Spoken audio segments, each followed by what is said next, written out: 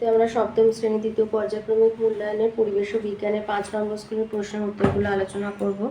1 রায় ভৌগোলিক উত্তর মেরুর কাছে অবস্থিত ভূচুম্বকীয় উত্তর মেরু।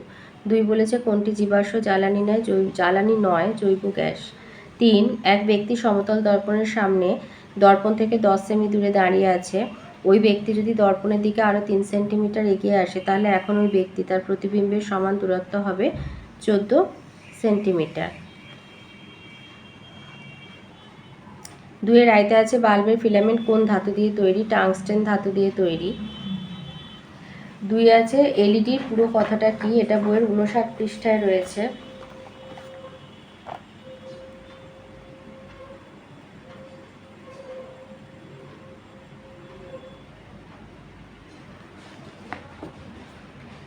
এলইডির পুরো কথাটি হচ্ছে লাইট এমিটিং ডায়োড।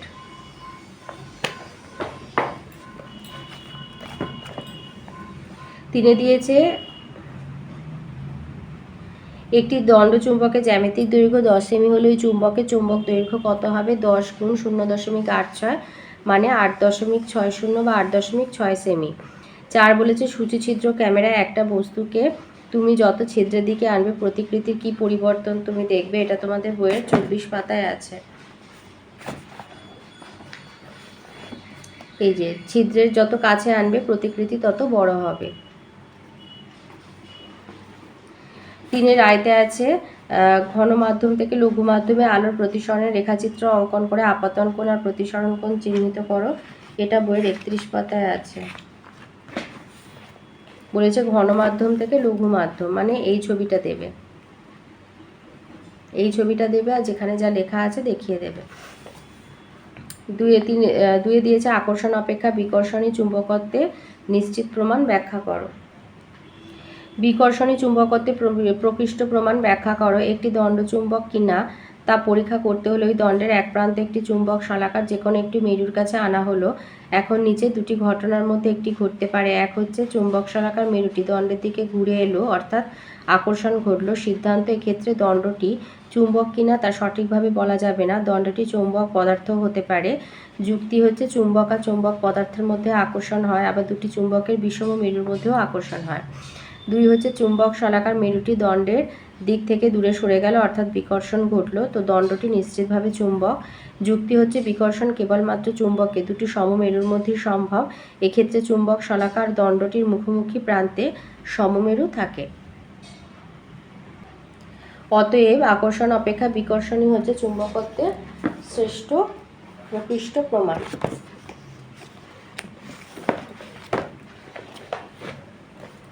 তিনি দিয়েছে সাংকেতিক চিহ্ন ব্যবহার করে একটি তড়িৎবর্তনীয় চিত্র অঙ্কন করো যেখানে আছে একটি বাল্ব, দুটি সেল দিয়ে তৈরি ব্যাটারি, প্রয়োজন মতো তার আর অফ অবস্থায় থাকা একটা সুইচ।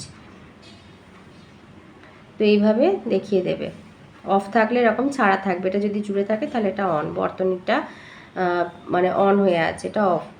এবার লাইফ সায়েন্সে আসি। 1 রায়তে আছে কোনটি পুংকেশর চক্রের অংশ? পরাগ রেণু। 2 বলেছে বীজপত্র দুটি যে বাঁকা দণ্ডের সঙ্গে যুক্ত থাকে তাকে বলে ভ্রূণাক্ষ।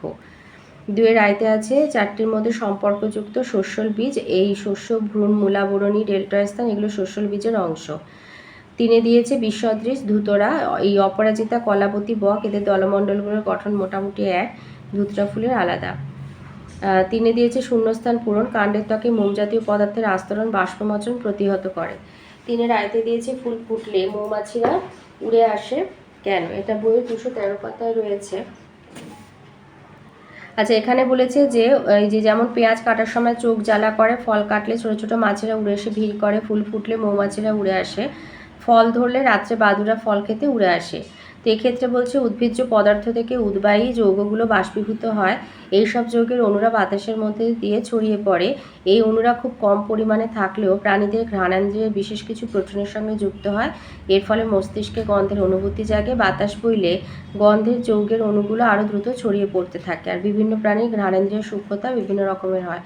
তো আমাদের যেহেতু বলে দিয়েছে যে ফুল ফুটলে মৌমাছিরা উড়ে আসে, তো এখানে বলবে যে ফুল থেকে উদ্বায়ী যৌগগুলো বাষ্পীভূত হয়, এই যৌগের অণুরা বাতাসের মধ্যে দিয়ে ছড়িয়ে পড়ে, এই অণুরা খুব কম পরিমাণে থাকলেও মৌমাছির ঘ্রাণেন্দ্রিয়ের বিশেষ কিছু প্রোটিনের সঙ্গে যুক্ত হয়, এর ফলে এদের মস্তিষ্কে গন্ধের অনুভূতি জাগে, আর বাতাস বইলে এই গন্ধের যৌগের অণুগুলো আরও দ্রুত ছড়িয়ে পড়ে এবং তখন মৌমাছিরা ফুলের গন্ধ পেয়ে সেই উড়ে আসে আর কি। 2 দিয়েছে আমের খোসা এবং আমের আটি বলতে কি বোঝে, এটা বইয়ে 200 পাতায় রয়েছে। লিখবে যে আমের গঠনে দুটো অংশ দেখা যায়, একটা হচ্ছে পেরিকার্প বা ফলত্বক। ডিম্বাশয়ের আবরণী ত্বক থেকে ফলত্বক গঠিত হয়। আমের ফলত্বকে 3টে স্তর থাকে। একদম বাইরের স্তরটা পাতলা চামড়ার মতো, কাঁচা অবস্থায় সবুজ, আর পাকলে হলুদ বা লালাভ রং হয়, এটাকেই আমরা আমের খোসা বলে থাকি। আর আরেকটা হচ্ছে অন্তঃত্বক। আমের অন্তঃত্বক এটা কঠিন, এটা বীজকে ঢেকে রাখে, তাই বীজ বাইরে থেকে দেখা যায় না, একে আমরা আটি বলি। 4 বলেছে মধুকে কোনো ব্যাকটেরিয়া সহজে নষ্ট করতে পারে না, কেন? মধুতে জল প্রায় থাকে না বললেই চলে, অর্থাৎ ব্যাকটেরিয়ার কোষের তুলনায় মধু অতিসারক বা হাইপারটনিক দ্রবণ, তাই মধুর অভিস্রবণ চাপও বেশি। মধুর সংস্পর্শে এলে ব্যাকটেরিয়া দেহ থেকে জল অভিস্রবণ প্রক্রিয়া বেরিয়ে মধুতে চলে যায়, ফলে ব্যাকটেরিয়া জলশূন্য হয়ে মরে যায়। এই কারণে কোনো ব্যাকটেরিয়া সহজে মধুকে নষ্ট করতে পারে না। তো এই ছিল আজকের আমাদের সপ্তম শ্রেণীর দ্বিতীয় পর্যায়ক্রমিক মূল্যায়নের পরিবেশ ও বিজ্ঞানের 5 নম্বর স্কুলের প্রশ্নের উত্তরগুলো।